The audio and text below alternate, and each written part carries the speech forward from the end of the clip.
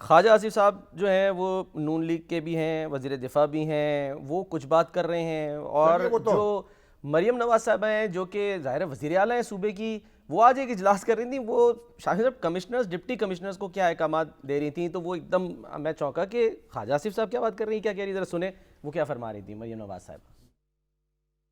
آپ کے پاس جو سٹریٹ آپ کھود رہے ہیں، جو سڑک آپ کھود رہے ہیں، جو محلہ آپ کھود رہے ہیں، آپ کے پاس اس کا end to end beautification plan ہونا چاہیے، اور everything has to be standardised. آئی اگین سے فٹ پاتھس، سڑک بن گئی، فٹ پاتھ ٹوٹے ہوئے ہیں، اس کا وہ امپیکٹ ہی نہیں آتا۔ فٹ پاتھ ساتھ ساتھ بناتے جائیں، پیومنٹ ساتھ ساتھ بناتے جائیں، گرین بیلٹس، گرین سپیسز، جو پی ایچ اے کا پورا کمپوننٹ ہے اس کو ساتھ انٹیگریٹڈ رکھیں آپ اپنے تمام پی ڈی پی کے اور ایل ڈی پی کے پلان کے اندر۔ تو مین ہول کا بھی ابھی میں نے جو منسٹر لوکل گورنمنٹ ہے ذیشان، انہوں نے مجھ سے ایک اپروو کرا لیا۔ آئی تھنک جو نئے لگ رہے ہیں پی ڈی پی کے تحت وہ سارے ایک ہی سٹینڈرڈ کے ہونے چاہیے۔ وہ پلاسٹک ہے، شاید وہ بک نہیں سکتا۔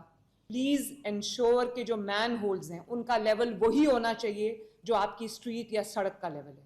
کمشنرز اور ڈپٹی کمشنرز کا کام ہے کہ وہ مین ہول کے ڈھکن لگے ہیں یا نہیں لگے ہیں، اور اس کے علاوہ جو فٹ پاتھ ٹوٹے ہوئے ہیں یہ ساری ان کی ذمہ داری ہے؟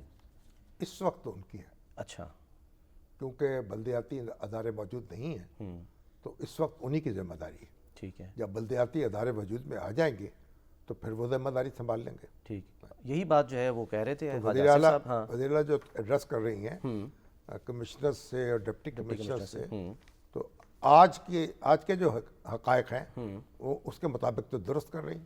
اچھا، جو ذمہ دار آج ہے اسی سے بات کریں گی نا۔ بالکل جب نئے ادارے وجود میں آ جائیں گے تو پھر ان سے بات ہوگی۔ ٹھیک ہے۔ فی الحال تو یہ ہوا ہے شاہد صاحب جو اپڈیٹ کہ پنجاب میں کراچی ایسے سانحات سے بچاؤ کے لیے پیشگی اقدامات جو ہیں وہ شروع کر دیے گئے ہیں، اور خطرناک عمارتوں پر secretary emergency and rescue services کی جانب سے ایک جامع سروے رپورٹ جو ہے وہ مرتب کی گئی ہے۔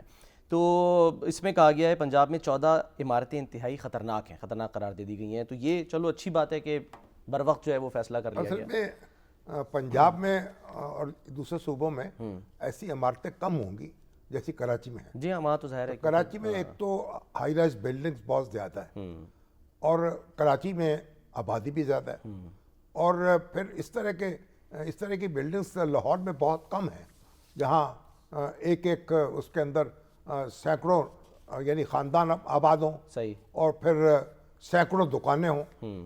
تو اس کے باوجود یہ جو یعنی یہاں کا نظم و نسق ہے وہ اس لحاظ سے بہتر ہے۔